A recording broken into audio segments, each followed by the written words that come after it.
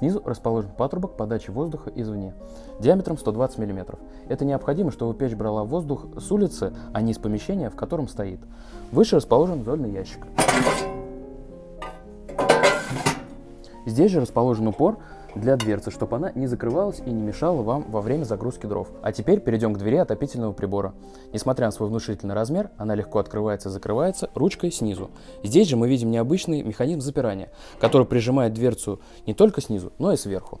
По периметру дверцы и стекла проложен термостойкий шнур для лучшей герметичности. Стекло закреплено по бокам длинными плашками, сверху и снизу небольшими зажимами.